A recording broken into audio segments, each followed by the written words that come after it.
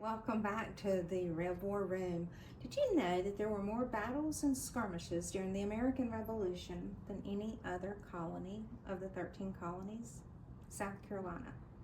There were so many of those skirmishes, events, and battles that happened in what is present-day Cherokee County.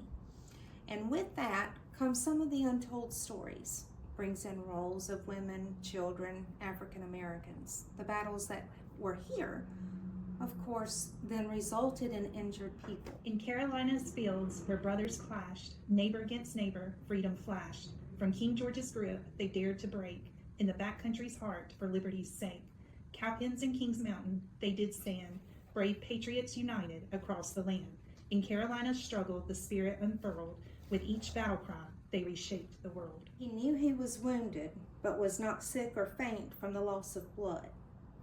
He said he could still ride very well, and therefore deemed it his duty to fight until the battle was over. It's a quote from Frederick Hambright, Colonel Frederick Hambright at the Battle of Kings Mountain. Now, Colonel Hambright was injured during the battle. He was carried to the Dover homestead, where he fell in love, married the love of his life, and there are many, many Hambright descendants out there. If you're a Hambright descendant, comment below. If you're not a Hambright descendant, but you know someone that is, be sure that you tag them in this video. But the Dover homestead wouldn't be the only one to turn into a hospital. Also, from the Kings Mountain battle, and some of our lovely Blacksburg neighbors, we have the Patterson family. So Elizabeth Patterson would be another person that provided care to the injured after the battle. Elizabeth Patterson, Arthur's wife, was at the battlefield on Saturday evening, October the 7th, tending to men who were wounded. She returned on Sunday to help Preston Goforth's widow Nancy retrieve his body for burial at their nearby farm. So she was carrying water up the mountains. Granny Countryman would be one from Cowpens. So where we had these battles, skirmishes, events, homes would have turned into hospitals. Colonel Sumter, he was in a hospital, home to hospital, here in present-day Cherokee County. Do you know that story? Where was he injured?